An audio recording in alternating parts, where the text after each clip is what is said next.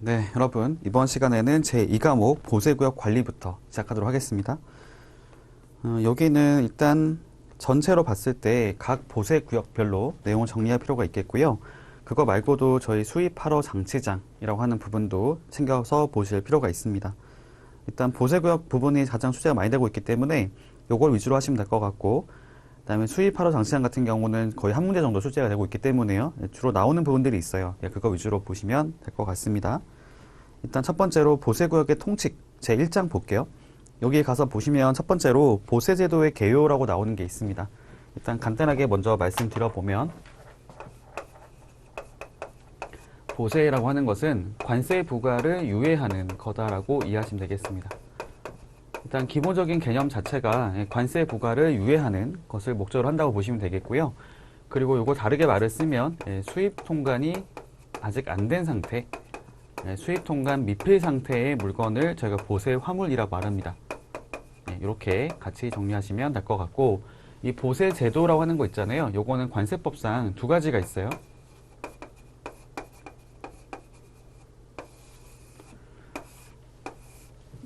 크게 구분해 보면 저희가 보세 구역이라고 하는 것이 있고, 그리고 보세 운송이라 하는 것이 있습니다.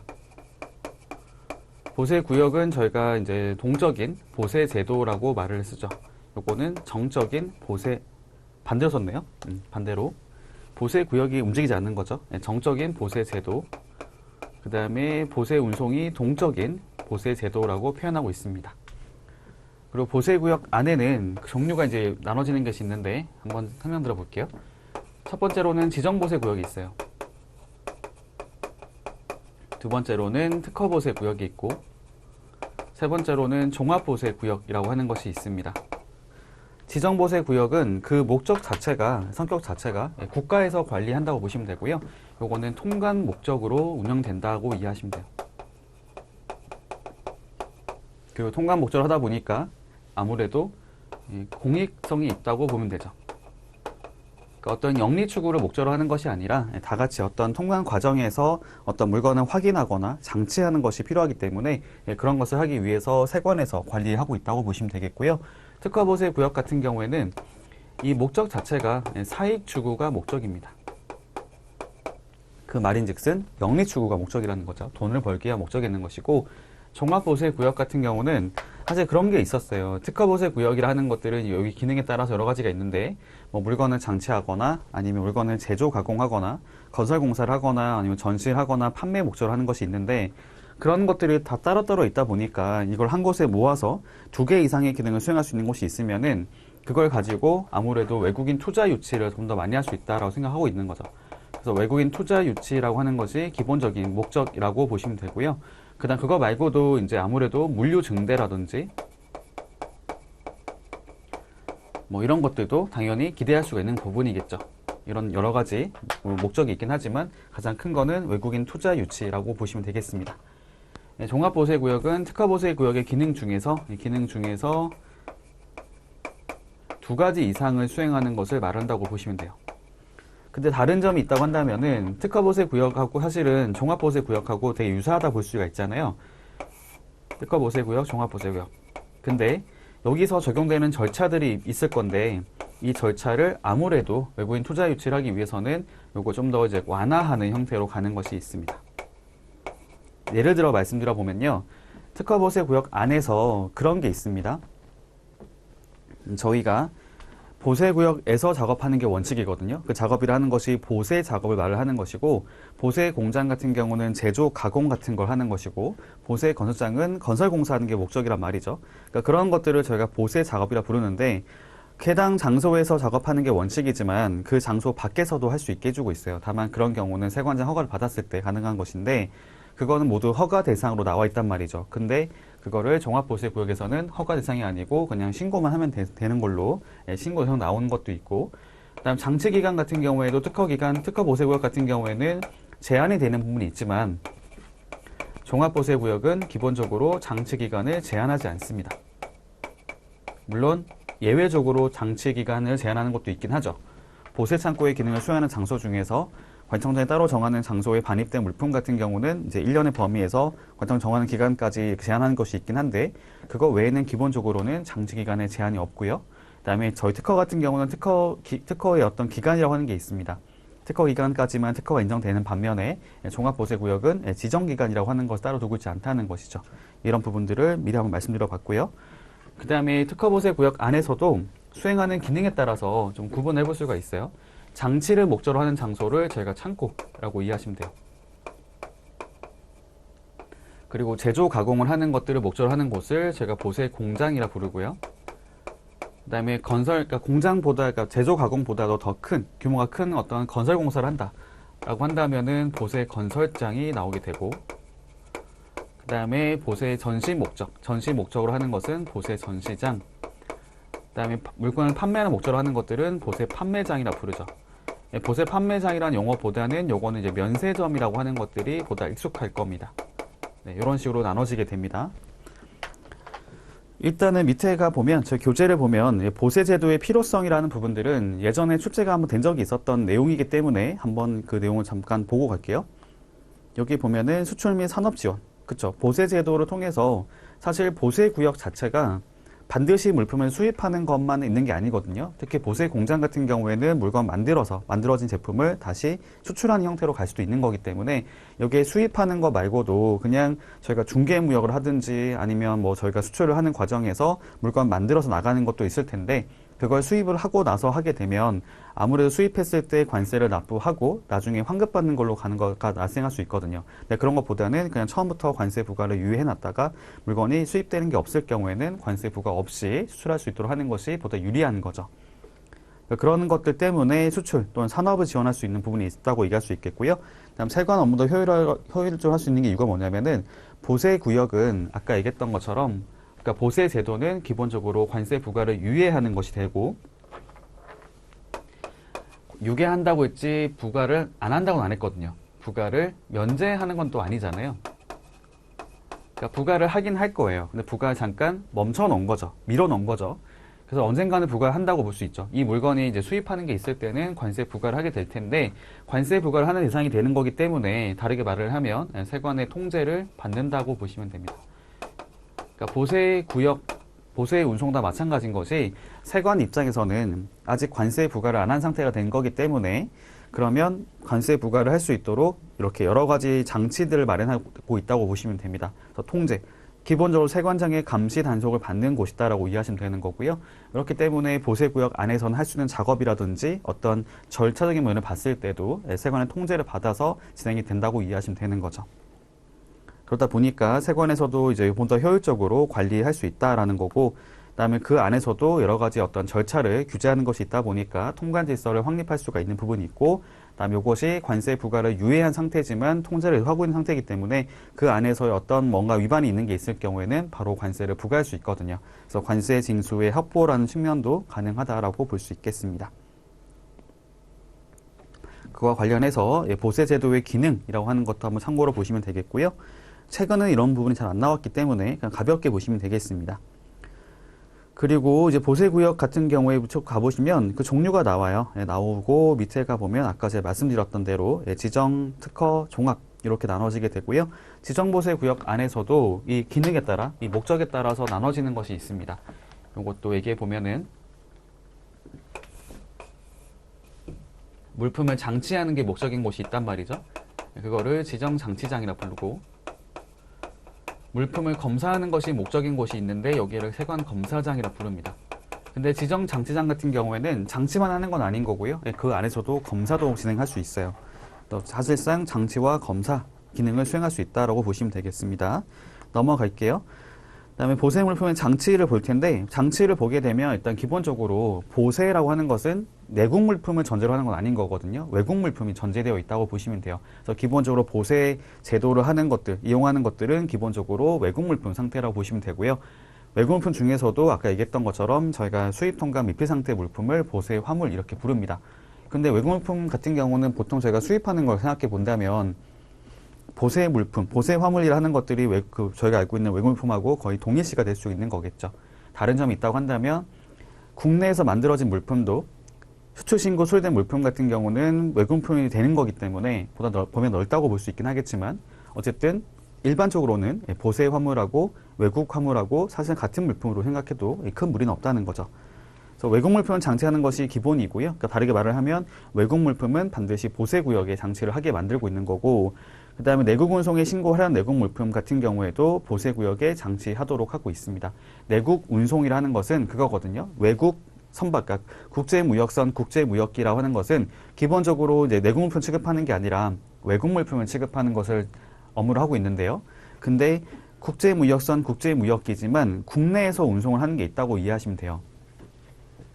그걸 저희가 내국 운송이라 부릅니다. 좀 되게 이해가 안 되잖아요. 내국 운송이라는 것을 왜 하는 걸까? 어떤 경우 하는 걸까라고 생각할 수가 있는데, 제가 한번 가정을 해서 예를 들어 말씀드리겠습니다. 제가 그림을 잘 그리지 못하긴 하지만 여기가 한국이라고 가정해 볼게요. 네, 그렇게 가정해 보시고 물건이 뭐 여기로 일단 들어오는 게 있다고 가정해 볼게요. 들어오는 게 일단은 그냥 여기로 물건이 들어오는 게 있습니다. 국제무역선으로 물건이 들어온 게 있다고 가정해 볼게요. 일단 얘가 들어왔을 당시에는 외국 물품 상태가 됐을 겁니다. 그렇죠? 당연한 거지만 외국에 도착한 물건이기 때문에 외국 물품이라 볼 수 있겠는데, 국제무역선에 들어가 있는 물건이, 근데 이 물건에 대해서 저희가 수입신고를 하고 수입신고 수리가 된 게 있다고 가정해 볼게요. 그러면 일단은 입항 전에 신고할 수 있잖아요. 얘가 지금 물건 내려지기 전에 일단 그 전체가 수입신고 수리된 것이 있었습니다. 그럼 물품 성격이 바뀌게 되죠. 내국 물품의 성격을 가진다고 볼 수가 있겠는데, 보통의 경우에는 국제무역선에서 물건을 내려서 이제 국내에서 이제 이게 관리가 되는 것이 있겠지만, 이 국제무역선에 실렸던 물건 중에서 일부는 여기 내리고 또 일부는 다른 곳으로 가서 국내에 있는 다른 장소에서 물품을 내린다고 가정해 볼게요. 그러면은 지금 이 물건 같은 경우에는 여기 국제무역선에 실려 있는 상태로 우리나라 안에서 움직인 거잖아요. 그러니까 이런 경우를 저희가 내국 운송이라고 생각하시면 됩니다. 그럼 내국 운송은 왜 관리를 해야 되는 거냐라고 생각했을 때, 국제무역선에 실려 있는 물품들은 기본적으로 외국 물품이라고 보면 되거든요. 외국 물품 상태인 것이 훨씬 많을 텐데, 그 중에서도 내국 물품이 있는 것도 있는 거잖아요. 그러니까 이 두 가지는 엄연한 차이가 있죠. 외국 물품은 관세 부과가 아직 안 된 상태.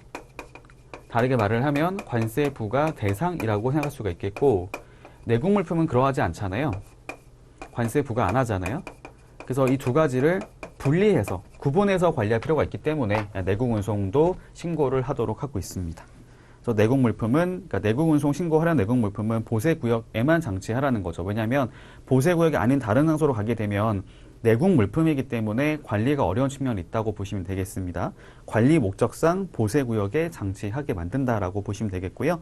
근데 예외가 있어요. 이걸 저희가 보세 구역 외 장치라고 말을 쓰고요. 여기 보면 수출 신고 수리된 물품, 사실 이것도 외국 물품 상태가 된 거죠. 하지만 그 목적 자체를 따져봤을 때 내국 물품 상태였던 거를 수출 신고 수리된 물품이라 하더라도 얘는 관세 부과하고는 상관이 없는 거잖아요. 이번 관세 부과는 외국에서 국내로 도착한 물품이 되는 거기 때문에 이거는 관세 부과랑 상관이 없어서 보세구역 밖에 장치하더라도 문제를 삼지 않습니다. 보세구역 밖이라는 것들이 그냥 일반 창고라 보시면 돼요. 여러분들이 지금 집에 있는 거 있잖아요. 그거 시초신고해서 수리를 받을 수가 있거든요. 수리가 된다면은 그때는 그 물품은 성격 자체가 외국 물품이 된다고 보시면 되는 거지만, 여러분들의 집에다 두고 장치해도 됩니다. 다만 수초신고 수리된 물품 같은 경우는 30일 안에 적재가 돼야 되기 때문에 그것만 이제 신경 써야 되는 거겠죠. 아무튼 그런 의미라 보시면 되는 거고요. 두 번째로는 이제 크기나 무게, 과다, 그 밖의 사유로 보세구역에 장치하는 것이 곤란하거나 적당하지 않다고 보는 물품들이 있습니다. 예, 그런 것들, 뭐 그런 거겠죠. 보세구역에 들어가려고 봤더니 보세구역에서는 장치하는 것이 어렵다. 정말 어떤 규모가 큰 어떤 장비 같은 게 있다 섰을 때 보세구역에 장치하는 것이 어렵다고 한다면은 좀 넓은 곳으로 갈 수 있잖아요. 예, 그런 경우라고 보시면 되겠고, 다만 요거는 성격이 다른 게 뭐냐면 나머지랑 비교했을 때 이 물품 자체가 관세 부과를 하는, 그러니까 정상적인 통관 절차를 이행하는 물품이기 때문에 요건 반드시 세관장 허가를 받았을 때만 보세구역 밖에 장치할 수 있다라고 보시면 되겠고요. 일단 나머지 재해나 그 밖에 부득이한 사유로 임시 장치한 물품이라든지 뭐 검역 물품, 압수 물품, 우편 물품 같은 경우에는 이 물품의 특성을 봤을 때 특성 때문에 거기 장치를 하는 경우가 될 수 있는 거고, 아니면 나머지 같은 경우에는 부득이한 사유로 장치를 하거나 아니면 검역이라든지 압수하는 것들은 그런 어떤 뭐라고 할까요? 물품 특성 때문에 검역하는 것들은 검역기관의 검역을 통과해야 되기 때문에 거기로 별도의 정해진 장소로 갈 수 있다 보시면 되겠고요. 압수 물품 같은 경우에는 저희가 압수라는 것은 국가에서, 우리나라 세관에서 요걸 그래서 누군가의 어떤 물품이 범죄 행위에 사용된 물품인 것처럼 보인다는 거죠. 근데 그것이 확증 얻은 것이 아니기 때문에 몰수는 못하지만 압수라는 것을 통해 가지고 점유권을 가져오는 형태로 해서 이걸 가지고 나중에 증거물로서, 범죄 증거물로서 활용할 수 있도록 하는 형태로 가는 것이 있어서 압수 물품은 기본적으로 세관 관서에 세관 따로 관리한 장소에 보관하게 되어 있단 말이에요. 예, 그렇기 때문에 예외적으로 보세구역 밖에 장치하는 것을 허용해주고 있다라고 보시면 되겠습니다. 그리고 보세구역 외에 장치하게 됐을 때도 생각해 보시면 아무래도 원래 보세구역 자체는 세관에 통제할 수 있도록 여러 가지 시설도 있을 거고, 그렇죠. 어떤 장비들이 있겠죠. 근데 보세구역 밖에 장치하게 됐을 때는 그 장소는 세관에서 관리한 장소가 아닐 수가 있기 때문에 그걸 하려면은 일단 거기서 필요한 시설 설치라고 하는 걸 명령할 수도 있을 것 같고요. 그다음 거기 갔을 때도 항상 세관에서는 그런 어떤 제한을 거는 게 있을 겁니다. 일단 보세구역 외 장치를 하게 되면은 세관장 허가를 받도록 하고 있는 거고, 세관에서는 채권 확보를 하기 위해서 담보라고 하는 것들을 제공하도록 명령할 수 있을 거고요. 그다음 허가 수수료라고 하는 것들도 별도로 있다는 거죠. 징수하는 부분이 있다.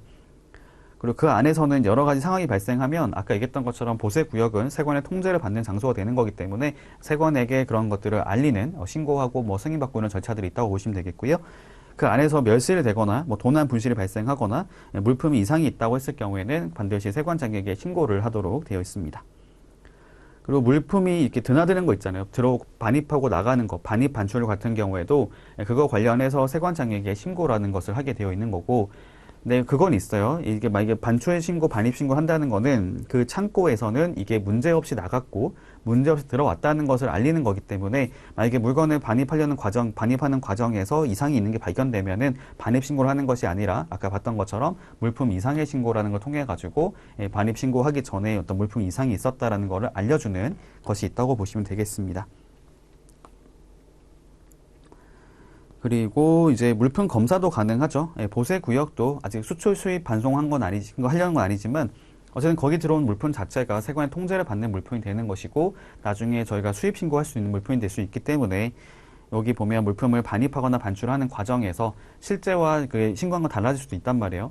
실제로 물건을 반출했다고 말을 했는데도 반출하지 않은 경우가 발생할 수도 있고, 반입됐다고 하는 것들도 반입하지 않았는데 반입했다고 할 수도 있기 때문에 세관에서는 이제 그런 것을 확인하기 위해서 검사를 할 수 있다라고 얘기하고 있습니다. 그리고 반입할 수 있는 물품의 종류도 제한할 수가 있는 거죠. 그렇죠. 아무래도 물품 자체가 어떤 특성을 봤을 때 좀 감시 단속이 좀 필요한 물품이 있다고 했을 경우에는 제한을 가하는 것도 가능하겠고요. 그다음에 수입 신고 수리된 물품이라고 하는 것들은 저희가 저번에 그걸 본 적이 있었거든요. 저희 수입 반송 신고 지원 가산세라고 하는 거 기억나실지 모르겠습니다. 저희가 이제 그런 거죠. 관세청장이 따로 정하는 장소에 이렇게 반입한 물품 같은 경우에는 그 장소는 보통 입항지가 되고요. 입항지에 있는 물품 같은 경우는 걔가 오랫동안 정체에 있으면 다른 물건이 들어올 수가 없기 때문에 보다 신속한 유통을 하기 위해서라도 거기 들어간 물품들은 일정 기간 안에 신고를 하도록 만드는 게 있었거든요. 그게 바로 이제 그 반입되고 나서 또는 장치되고 나서 30일 안에 신고하게 만드는 것이었고, 그 신고라고 하는 것은 국내로 들어온다고 하는 수입 신고를 하거나 해외로 보낸다고 하는 반송 신고를 하는 형태로 가는 게 있었고요. 그리고 기간 넘기게 됐을 경우는 가산세를 징수하는 게 있었습니다. 그거에 관련해 가지고 그 장소, 동일한 장소에서도 수입 신고 수리된 물품이 있으면은 일정 기간 안에 반출할 것을 요구하는 것이 있고요. 그것이 이제 15일로 나와 있습니다. 그러니까 수입 신고 수리되고 나서 15일 안에 반출하지 않았을 때는 과태료를 부과하는 것이 있고요. 요건 제가 저번에 한번 언급한 적이 있었는데, 저희가 화물연대가 이제 파업하게 되면서 한참 이슈가 생길 때가 있잖아요. 그러면 그때 물건을 지금 수입 신고해서 수리가 됐다 하더라도 반출을 못하는 일이 발생할 수도 있어요. 거기 화물연대에 있는 사람들이 이렇게 파업하면서 못 가게 막는 거죠. 그래 버리다 보니까 반출이 늦어지는 형태로 가는 것도 있거든요. 그런 것도 관련했을 때 반출을 15일 안에 하도록 하고 있긴 하지만 예외적으로 연장을 할 수 있도록 하는 것이 있고, 화물연대 파업 같은 경우에 어떻게 보면은 좀 부득이한 사유가 된 거기 때문에 그거에 대해서 세관에서는 미리 사전에 이렇게 장치기간 연장을 해놔라, 혹시 모르니까 연장해놓도록 해가지고 이렇게 안내를 한 적도 있었습니다. 아무튼 기본적으로 저희가 보세구역이라고 하는 것들은 장치기간이라고 하는 것이 있어요. 이게 세관이 봤을 때는 이게 관세 부과가 안 된 물건이기 때문에 이 물건에 대해서 무조건 오랫동안 장치할 수 있도록 해놓은 건 아닌 거고, 보세구역별로 장치기간, 장치할 수 있는 기간이라고 하는 것들이 딱 정해져 있습니다. 제한이 되어 있다고 보시면 되겠고요. 그래서 그 기간이 만약에 경과하게 되면, 그러니까 이런 것에 관련해서 이 기간이 경과하잖아요. 경과가 되고 나면 요거를 세관에서 강제로 처분할 수 있게 됩니다. 이런 것들은 저희가 이런 말 쓰죠. 장치기간 경과 물품의 매각.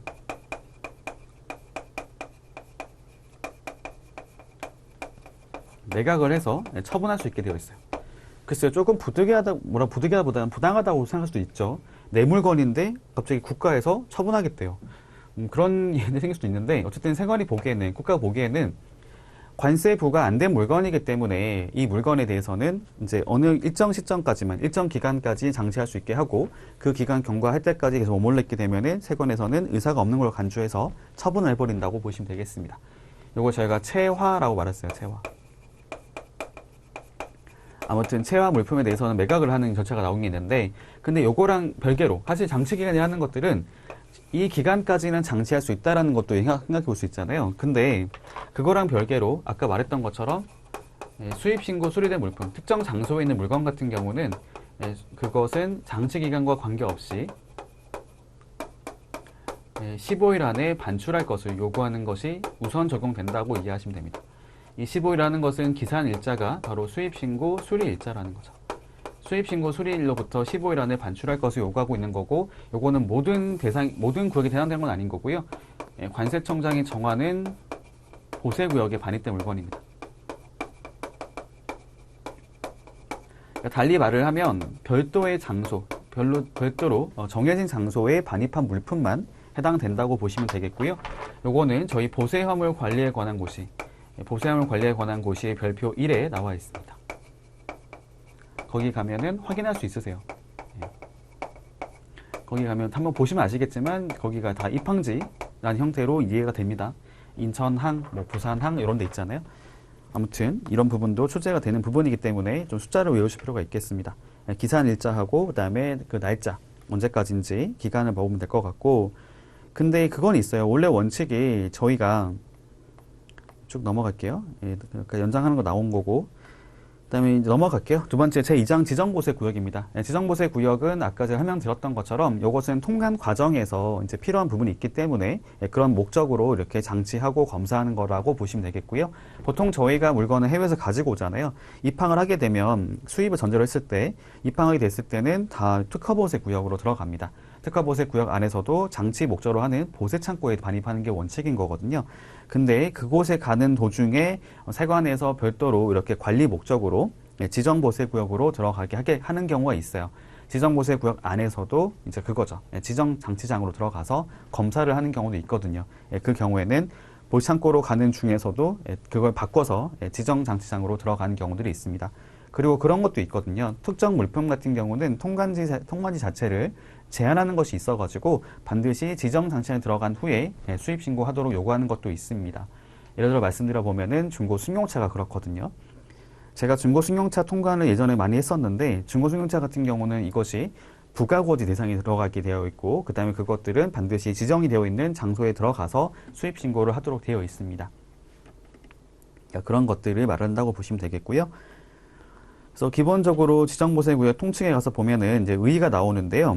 요게 목적이 통관하는 물품이라는 것은, 통관이라고 하는 것들은 이제 오랫동안 장치한 목적이 아닌 거잖아요. 그래서 일시라고 하는 말이 들어갑니다. 일시적으로 장치하는 목적이다. 그리고 검사까지 할 수 있다고 보시면 되죠. 그래서 대상 자체가 지정이라고 하는 말 붙었을 때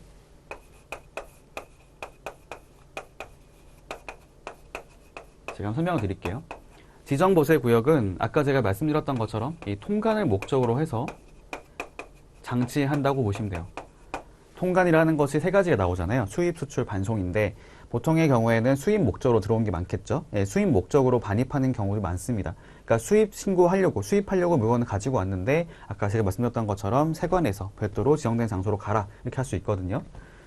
통관 목적이라는 것은 이게 오랫동안 장치할 목적이 없다는 거잖아요. 일시적이다라고 얘기할 수 있겠고요. 일시적으로 장치하고 빨리 물건을 갖고 나갈 거다라는 것인데, 요거에 관련해가지고 지정보세구역 중에서도 장치, 그 다음에 검사 목적으로 하는 곳이 지정장치장이에요.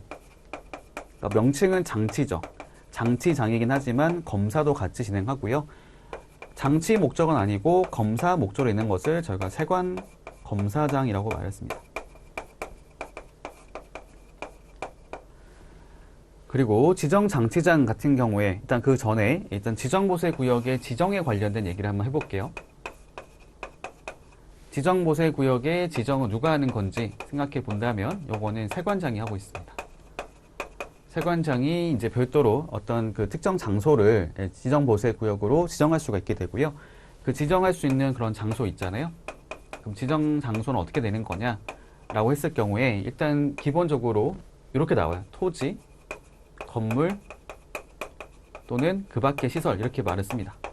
그러니까 이런 것들을 가지고 하는데 요거를 이제 유도한 게 뭐냐면은 누군가가 소유하거나 관리하는 토지, 건물, 그 밖에 시설 말을 하는 것이고요. 요게 3명이 나와요. 국가, 지자체. 그 다음에 비영리법인. 아니, 영리법인 아니죠. 이게 어디에 말을 하는 거냐면은 항만이나 공항시설을 관리하는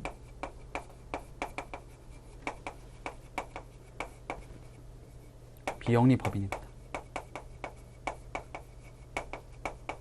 네, 이렇게 정리하면 될 것 같고요. 그러니까 이런 자들이 소유하거나 관리하는 토지, 건물, 그 밖의 시설을 지정보세구역으로 지정할 수가 있는 것이고, 근데 그건 있어요. 지금 보게 되면 국가가 이거를 여기 보면 이렇게 나눌게요.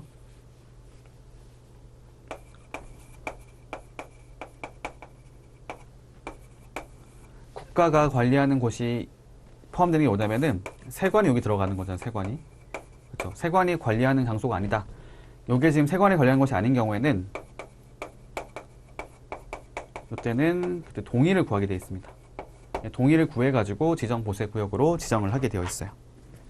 그래서 그 내용이 밑에 보면 나와 있잖아요. 지정지역이라고 나오는 것이고, 아까 제가 말씀드렸던 것처럼 국가, 지자체, 그다음에 비영리법인 중에서도 공항시설 또는 항만시설을 관리하는 법이 나오는 것이고, 이런 것들이 보통 거기죠. 한국항만공사라든지 이런 데 있잖아요. 그런 데들이 바로 적용 대상이 된다라고 보시면 되겠습니다. 그리고 세관장이 관리한 장소가 아닌 경우에는 그때는 동의를 구해서만 가능한 것이고요. 동의하고 나서 이제 어쨌든 빌리는 거잖아요. 그 다른 사람 소유가 되는 거기 때문에 그러면은 이제 임차료라고 하는 것들을 지급할 수가 있게 되어 있습니다. 그리고 지정하고 나서 지정 취소를 하는 것도 있는데요. 여기 이제 목적 자체가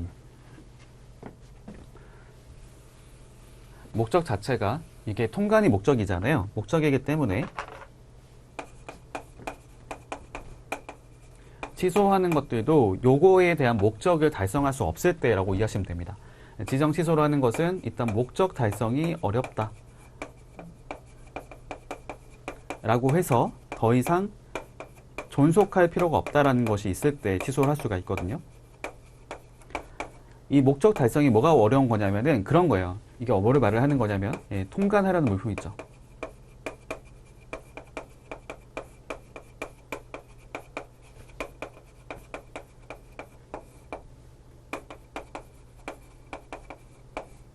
이렇게 이해하시면 되겠습니다. 그러니까 물량이 감소하는 거죠. 물품 자체가 이게 통관 목적으로 지금 장치를 하는 곳인데, 근데 거기로 지금 들어가는 물품 자체가 많이 줄다라고 하게 됐을 때, 그때는 이제 그걸 더 이상 유지할 필요가 없다고 보는 거죠. 근데 통관이라 하는 것 자체가 저희가 수출, 수입, 반송을 말하잖아요. 근데 반송을 제외하고 일단 수출입이라고 하는 생각했을 때, 수출입 물량이 감소하거나 그 밖의 사유로 더 이상 존속할 필요가 없다라고 했을 경우에는 지정을 취소하게 되어 있습니다. 취소할 수 있다도 아니고 반드시 지정을 취소하게 되어 있어요. 그리고 지정보세구역은 기본 목적 자체가 공익성을 갖고 있는 것이고, 이것이 통관 과정에서 발생하는 경우에 해당되는 거기 때문에 여기에 나와 있는, 이럴 수 있는 거죠. 처음에 지정을 할 때도 여기 이제 예를 들면은 다른 누군가가 이것을 소유하거나 관리하고 있다고 해가지고 그거를 자기 마음대로 이렇게 뭐 어떤 행동을 하는 거 있잖아요. 뭐 어떤 물품 거기 나와 있는 어떤 장소를 처분해 버린다거나 아니면 또 용도 변경한다거나 뭐 확장을 한다거나 이런 거 있잖아요. 그런 걸 하려면은 아이러니하게도 세관장에게 그 내용을 보고하게 됐어요. 보고라기보다는 협의라는 것을 하게 되어 있습니다. 그러니까 그런 처분하기 전에 처분 전 협의라고 해가지고요. 세관하고 얘기하고 나서 하게 되어 있어요. 그렇죠. 물론 처음에 자기 소유이고 관리하는 거기 때문에 그렇다 볼 수 있긴 하겠지만 이것이 지정보세구역으로 지정이 되고 나서부터는 어쨌든 이거는 국가 소유가 되는 국가에서 관리하는 게 되는 거기 때문에 그런 것들을 마음대로 하지 못하게 되어 있고 다만 세관에서 부당하게 어떤 협의라고 하는 것들을 거부할 수가 있을 수 있기 때문에 그런 걸 방지하기 위해서 법에서는 부당하게 그러니까 정당한 사유 없이 이제 협의라고 하는 것들을 거부할 수 없게 하고 있습니다. 그런 게 나와 있는 게 있고요. 그거에 관련해서 처분하는 내용들이 쭉 나와요. 뭐 예를 들어 말씀드려 보면은 뭐 토지 등에 대해서 양도하거나 뭐 교환하거나 뭐 임대하거나 뭐 용도 변경하거나 그다음에 어떤 시설이라고 하는 것들을 새로 짓거나 아니면 다시 바꿔서 하거나 이런 거 있잖아요. 뭐 이전하거나 철거하거나 이런 것들을 하려면 사전에 세관하고 협의 과정을 거쳐라라고 하는 것이 있는데 다만 예외가 있습니다. 그런 것들이 사실 지정보세 구역의 어떤 그런 목적에 이렇게 운영하는 데 있어가지고 지장을 초래하지 않는다거나 아니면 그것이 하는 주체가 국가인 경우 있죠. 국가나 지자체.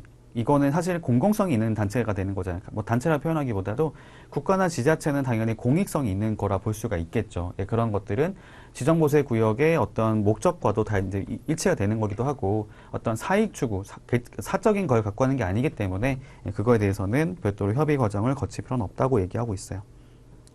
그리고 지정장치장에 대해서 얘기를 해볼게요. 아까 제가 언급했던 것이 그거였거든요. 지정보세 구역 안에서도 이것이 장치, 어떤 물품의, 그러니까 통과하려는 물품의 장치 또는 검사를 목적으로 하는 장소를 지정장치장이라고 부릅니다. 지정장치장은 진짜 실제로 업무를 하다 보면은 종종 갈 때가 있어요. 보통 그렇게 되거든요. 나중에 저희 다른 과목 때 말씀드리겠지만 물건이 들어왔을 때 저희가 적재화물 목록이라 하는 것들을 제출하게 되어 있는 것이고 그다음에 그거에 대해서 세관에서 검사를 이렇게 하는 게 있어요. 검사를 해봤더니 물건 까봤더니 뭔가 위반이 있다. 라고 하거나 아니면 검사를 하기 위해서 다른 곳으로 옮겨가는 게 있단 말이에요. 그러니까 위반이라고 하는 것 전에 이 검사 대상으로 지정된 것들은 선별된 것들은 다른 장소로 가서 검사를 하는데 그곳이 바로 아까 얘기했던 지정장치장이 된다고 보시면 됩니다. 그래서 그런 경우들이 종종 있죠. 관리대상 화물이라고 하는 것이 지정됐을 때는 지정장치장 들어가서 물품을 검사하거든요. 요거는 장치가 나오잖아요. 장치가 나오기 때문에 어떤 주제가 나올 수가 있냐면은 보관에 대한 책임은 누가 지는 건데 라는 것으로 얘기할 수 있겠습니다. 일단 원칙과 예외로 나눠서 말씀드려 볼게요. 원칙. 여기는 그 물품의 화주하고 또는 반입자가 거기에 대한 책임을 가지게 됩니다.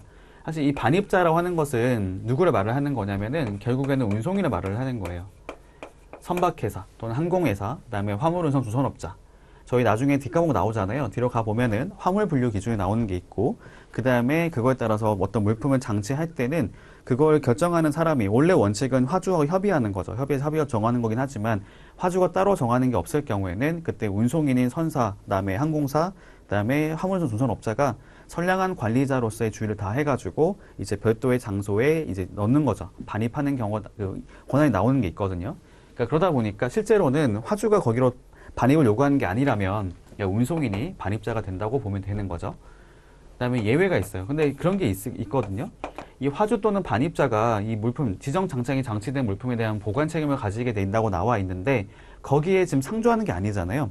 있는 게 아니기 때문에 사실상 그게 좀 어려울 수가 있어요. 물론 취지는 알겠거든요. 취지는 그 물건에 대한 물건의 주인 또는 그 창고에 물건을 반입한 자가 책임을 져야 된다고 하는 게 알겠는데 근데 실제로 거기 상주하는 것이 아니기 때문에 이게 관리하는 게 어렵잖아요. 그래서 세관에서는 별도로 여기 화물관리인이라고 하는 사람을 두고 있습니다. 지정을 하는 거죠. 화물관리인은 화주를 가름해서 화주를 대신해서 물품에 대한 보관 책임을 가지는 사람이라고 이해하시면 되겠고요. 여기에 실무적으로는 이제 그거 있죠. 제가 아까 봤던 여기 화물관리 지정하는 거 나오는 게 있는데 제가 알기로는 뭐 다 그러진 않겠지만 저희 관세무역개발원이라고 하는 곳이 있는데요. 거기서 보통 이 업무를 수행하고 있는 걸로 알고 있고 그렇습니다.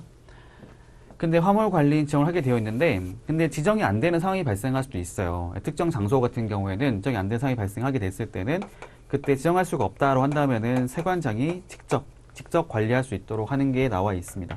그러니까 원래는 세관장이 화물관리인을 따로 지정해서 하는 것인데 화물관리인을 지정할 수 없을 경우에는 세관장이 직접 관리할 수 있다라고 내용이 나와 있습니다.